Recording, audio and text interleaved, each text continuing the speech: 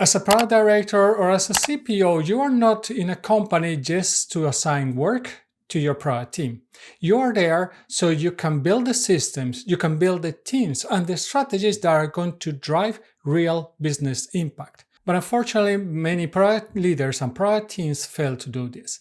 Today, let's break down the 5 most common problems that product teams face and how to solve them. The first one is kind of a funny one, is that your team is overwhelmed by feature ideas, feature requests, new opportunities that they could be going after. And in reality, this is a funny one. It starts with all the best intentions of people bringing ideas of what could be added to the product.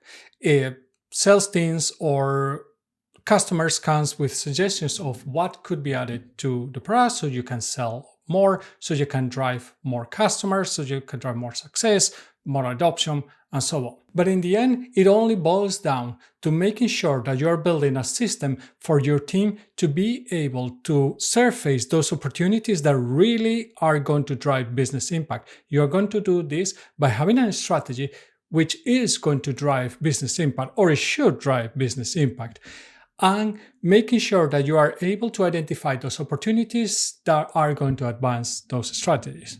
If you want to get more tips about how to create successful product teams and build clear product operation strategies, please sign up to my newsletter, link in the description down below. The second one is lack of discovery. Let's say that you find a good opportunity, is even a problem that exists out there that many people, potentially, or if your customers or potential new customers are having, but you are not doing what it's called discovery. You are not validating different assumptions. And usually they are going to be reduced to 3 assumptions. Is this a real problem? Or does it have enough TAM, total addressable market? There's enough people out there to solve this problem, to make a business impact? Do we understand what is the solution for this problem? Do we have a technical solution? And do we know if this aligns or not with our strategy and goals and vision for our product? You had to answer these 3 basic questions. If you are not able to answer these ones, you're not expending time in discovery. Discovery can be many things. It can be doing a TAM Samsung exercise. I can link a video up here for you to go and check it out if you don't know what it is. Or if it can be that you spend time with your customers to either understand if this is a real problem that they have, if there's enough people out there with this problem, or if the solution that we are proposing to build is something that actually solves the problem in a way that you understand it and that you can use it. The third problem that many product teams are going to face is that they are not prioritizing correctly.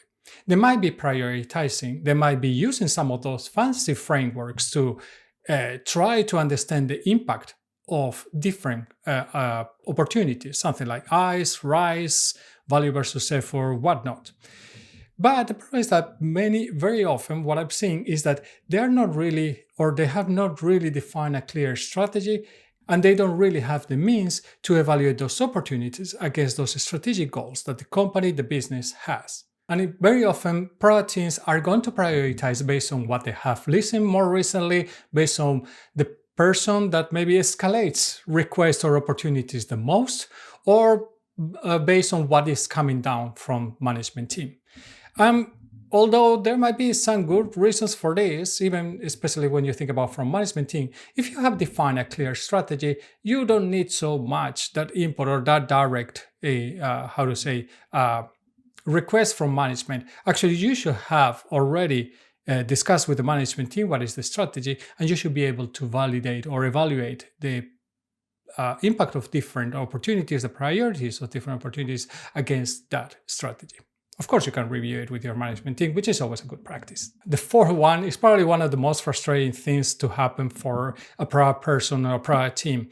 So if your product team has been working on creating new features or implementing the solutions for a new opportunity that they have even validated with the customers that this is a good opportunity to go after, is that this feature goes out to the market and it doesn't get adopted.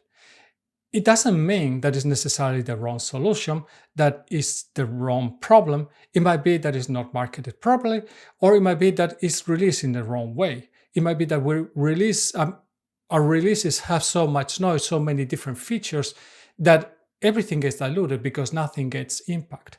there's no focus. If there's no focus in your product, even if you have good ideas and good solutions for different problems, the customers are going to be lost. So that's something that you have to think about, something that is going to help you.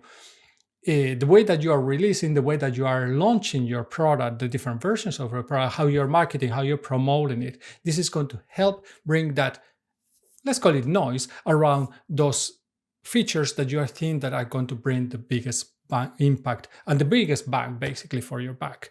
The fifth problem that product teams face is that although they talk a lot about collaboration, rarely the collaboration is done properly with other teams. In many cases, collaboration with other teams, it ends up being something more of an annoyance that I had to go and talk with these people and present them and train them, especially if you think about, for example, sales or support. I had to go and train them. They'll tell them what we are doing, but you're not thinking about what they need. And this is something that many product teams fail to understand. Sales teams will have some needs, and they will need to understand what counts to the product in the future, how they can sell it. Support teams will have the same problem, marketing the same. If you give them 10 features and you let them to decide which ones are the ones that they are going to promote, then we end up in the problem that we just talked about, the number 4. So basically you have to really be able to not just throw information to them, but understand what are their needs and why they need certain information to do their job. And how, by collaborating together, you will understand better what are the needs that they have. They will understand better why you're doing certain things. And there has to be open communication. You have to be able to explain that, hey, we have these strategic goals. This is why we are the areas that we're going to focus in. And these are the features that are going to help us doing this. Certain customers' requests don't align with them. We're really sorry. We are not going to be able to work on them. This is our focus area. You also have to have your value proposition. So your marketing team understands what is going to be the value, what are going to be the use cases for this new feature, and what is going to be, or who are going to be the user personas that are going to be using this feature. Understanding all these things is going to put you in a much better place to have discussions with them. And you don't have to do this alone. You can just have a template that is going to allow you to ask these questions from them, or work with them to get sometimes the feedback and the input, because you might not have all the answers yourself. So working together in this is going to help you really focus on bringing that collaboration, bringing that information that is going to help them do their job while you are also doing your job. And that's what truly collaboration is. It's just helping together to build something better. And it's not just throwing the ball over the fence, hoping that they take it and they will move it forward. So if you're a product leader who is looking for improving the ways of working of your product teams to make sure that they are focusing on building and bringing impact to the business, I have created a course that really focuses on these problems that I just talked about. Go check out the link in the description of the video. And if you are really serious about creating the systems to really help your product teams to have a proper set of product operations that really scale up and is going to take your company to the next level, go check out this video where I cover some of the most popular frameworks out there. If you enjoyed the video, please give it a like, subscribe to the channel. I will see you in the next one, and remember, stay safe.